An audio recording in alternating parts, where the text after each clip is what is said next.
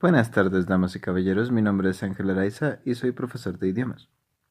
El día de hoy vamos a checar un poquito de la conjugación en tiempo presente y vamos a iniciar con el verbo to be. El verbo to be es uno de 3 verbos auxiliares que nos van a ayudar a construir el tiempo y el modo de cada oración. Entonces, cuando nosotros estudiamos los distintos tiempos verbales, generalmente iniciamos por el tiempo presente y también resulta ser uno de los tiempos un poquito más confusos a la hora de conjugar. Entonces vamos a ver paso a paso cómo construir nuestras oraciones en tiempo presente y cómo se modifican de acuerdo a cada verbo. Si se acuerdan en sus lecciones pasadas, hemos visto un poquito de la conjugación del verbo to be y habíamos visto que se puede conjugar en modo presente, pasado y en pasado participio para crear presente perfecto. No solo esto, también yo puedo decir que puedo hacer que mis oraciones estén de forma positiva, negativa o interrogativa. Los verbos que vamos a ver, lo cual es el verbo to be y el verbo to do, son un poquito complejos porque van a poner las tablas necesarias para construir el tiempo y el modo de la oración. Vamos a irlos viendo poco a poco. Para empezar vamos a identificar las 3 posibilidades de conjugación del verbo to be, que es positiva, negativa e interrogativa. Empezamos con la forma positiva. Ahora, conjugando yo voy a tener de forma tradicional I am, you are, he is, she is, it is, we are y they are. Y a su vez voy a tener estas que son formas contractas. I am, you're, he is, she is, it's, we're, there. Si se fijan, lo que va a identificar que haya una contracción dentro de mi oración es esta pequeña coma que se pone encima, que se llama apóstrofe. Ahora, la apóstrofe en el inglés funciona más bien como una flecha o un indicador de que algo está pasando en esta oración. En este caso, estamos uniendo esta palabra, que es mi sustantivo, they, con el verbo, y estamos creando una fusión, que es their. Entonces, they are termina siendo their, como si fuera una sola palabra. En forma negativa voy a tener distintas contracciones para distintas formas de cómo colocar mi oración. Para empezar, para el negativo de I am, va a ser I am not como su conjugación formal. Y aquí contraigo. I am not. También tengo la contracción informal I ain't, pero esta yo no la recomiendo mucho, sobre todo hasta que no entendamos mucho de las reglas del inglés. Ya después lo iremos viendo poco a poco. Para el caso de you, voy a tener you are not, you aren't o you're not. Para he is not, he isn't, he's not. Para she is not, she isn't, she is not. Para it is not, it isn't, it's not. Para we are not, we aren't, we're not. Y para they are not, they aren't, they are not. Okay. Finalmente, de forma interrogativa, si se fijan, voy a cambiar el verbo y el sujeto del lugar. Hay una razón muy particular y al final de esta lección se las voy a explicar. ¿Sale? Entonces, de forma interrogativa voy a tener am I y hasta el final de mi oración voy a tener mi clave de cierre. Are you? Is he? Is she? Is it? Are we? Y are they. Ahora, fíjense cómo en modo interrogativo ninguna tiene lo que nosotros conocemos como la clave de apertura. Esto es porque en el idioma inglés esa clave no existe como tal. Bueno, a continuación vamos a ver algunos ejemplos de cómo podemos interpretar el verbo to be y también vamos a ver un poquito de la forma interrogativa y así como sus posibles respuestas. Entonces, para entender cómo diferenciar entre ser y estar, vamos a ver el tipo de preguntas que vamos a hacer. La primera va a ser, ¿Are you a student?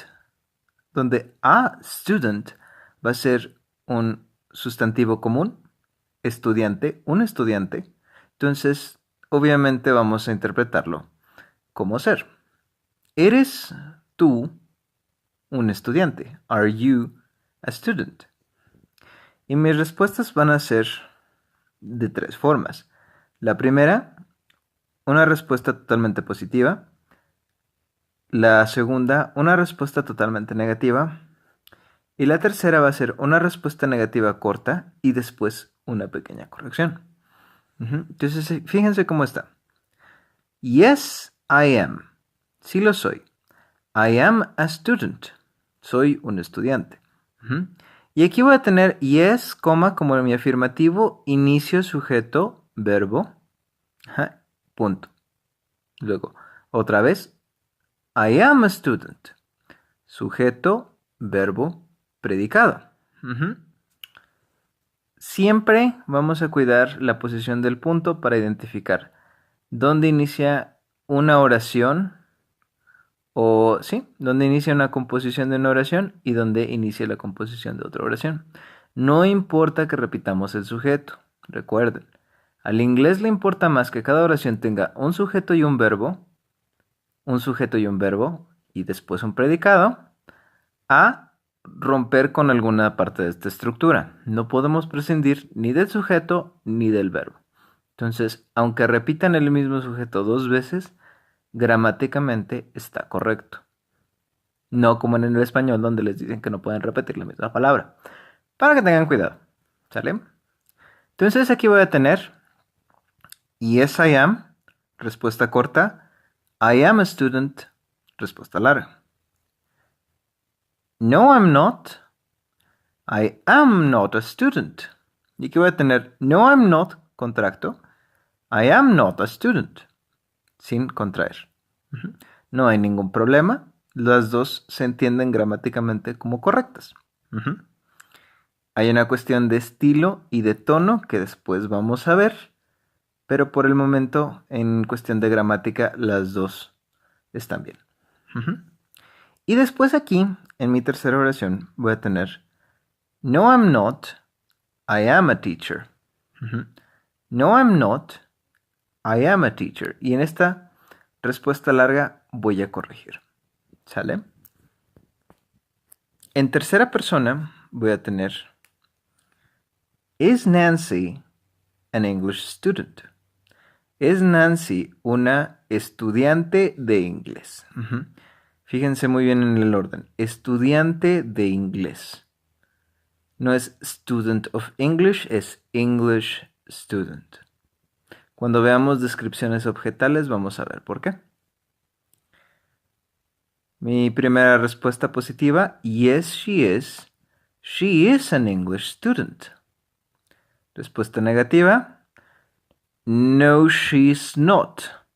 She isn't an English student.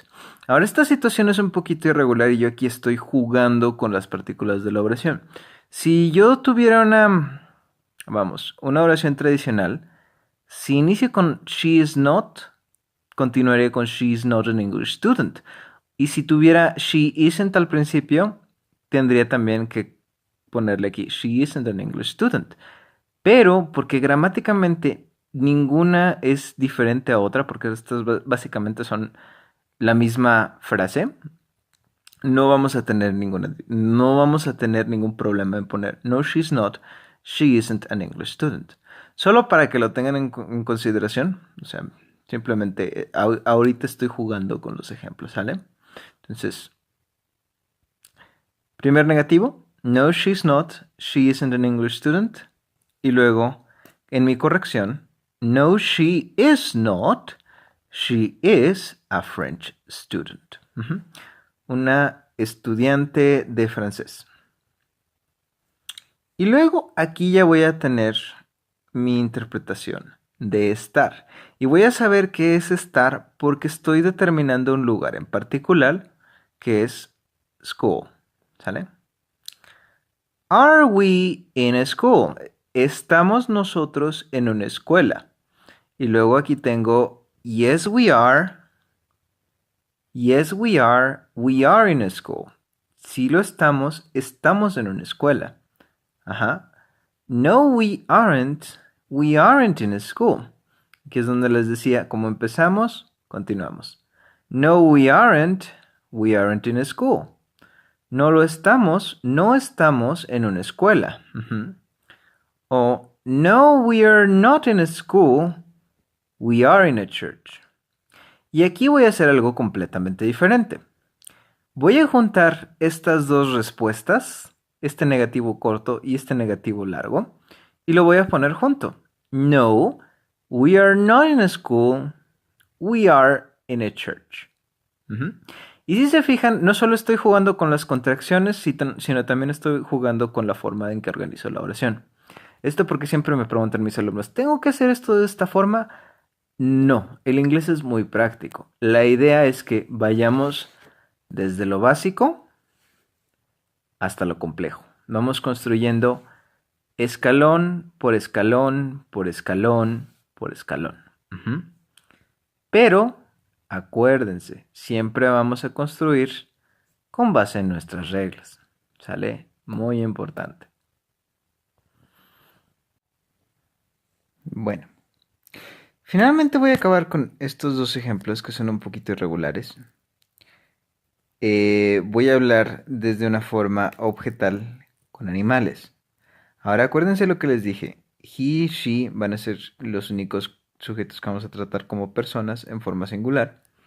Y todo lo demás, incluyendo animales dentro de la oración, va a ser it, siempre cuando sea singular, y they cuando sea plural. Entonces voy a tener, is the dog in the house? Is the dog in the house? Y mi respuesta positiva va a ser yes, it is. Yes, it is. The dog is in the house. Negativo. No, it isn't. No, it isn't. The dog isn't in the house.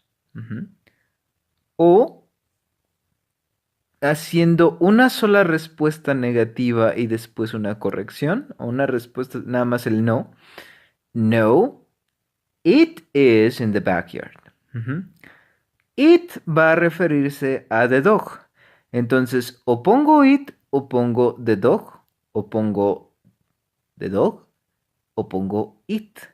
Pero no se ponen dos veces en la oración, porque es el mismo sujeto. De nueva cuenta, aquí estoy jugando con mis oraciones. Esta es una oración tradicional. Afirmación, respuesta corta, respuesta larga.